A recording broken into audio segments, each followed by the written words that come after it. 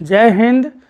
तीनों सेनाओं के प्रमुख चीफ ऑफ डिफेंस यानी सीडीएस बिपिन रावत जी अब हमारे बीच में नहीं है, लेकिन जो उनके भारत देश के लिए जो उन्होंने कार्य किए हैं, जो उनका भारत देश के लिए जो काम किए हैं, जो उनका सहयोग है, उसको भारत देश कभी भी नहीं भुला पाएगा।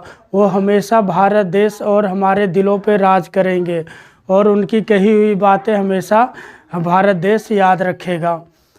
उनका एक शानदार कैरियर रहा है और उनके वो उत्तराखंड से थे। उनके पिताजी भी एक सैनिक थे जो कि लेफ्टिनेंट जनरल के पद से रिटायर हुए थे। बिपिन रावत जी अब हमारे बीच में नहीं है, बहुत दुख है।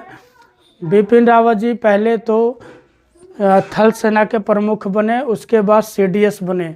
उनका मुख्य काम तीनों सेनाओं में जो काम था, जो तीनों सेनाओं के में आपस में समन्वय स्थापित करना था, मतलब तीनों सेनाएं कैसे एकजुट हो के काम करें, इस पर काम करना था। उन्होंने अपने कार्यकाल में बहुत ही बेहतरीन काम किया है और जिसको कि देश हमेशा ही याद रखेगा। वो अपने कार्यकाल में बहुत ही इस काम को बखूबी निभाया है। अब हमारे बीच में बिपिन रावत जी नहीं है। एक हेलीकॉप्टर दुर्घटनाग्रस्त में वह शहीद हो गए।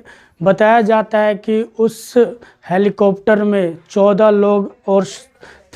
लोग थे जो कि ख़राब मौसम के कारण हेलीकॉप्टर जो दुर्घटनाग्रस्त हो गया। बहुत ही दर्दनाक हादसा था, पूरे हेलीकॉप्टर में आग लग गया था और उसमें कई सारे सैनिक ऐसे थे जिनके डीएनए टेस्ट से उनकी पहचान की गई। तो आप समझ ही गए होंगे कि ये हादसा कितना दर्दनाक रहा होगा। लेकिन क्या कर सकते हैं, समय को कौन टाल सकता है। इस दुर्घटनाग्रस्त के समय बिपिन रावत जी साउथ इंडिया के तमिलनाडु के ओटी में थे और उनकी पत्नी भी उनके साथ थी और एक हेलीकॉप्टर दुर्घटना में ये सब शहीद हो गए। भगवान उनकी आत्मा को शांति दे। उन सभी बिपिन रावत, उनकी पत्नी और सभी सेनाओं की आत्मा को ईश्वर शांति दे।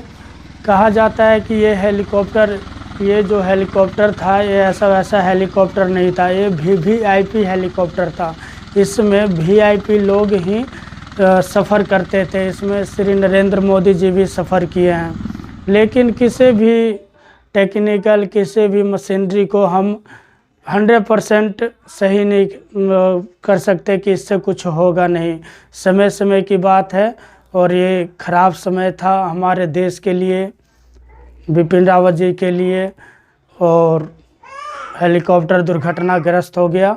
ईश्वर से हमारी यही विनती है कि बिपिन रावत जी, उनकी पत्नी और जो सैनिक शहीद हुए हैं, उनकी आत्मा को शांति दे। जय हिंद, जय भारत।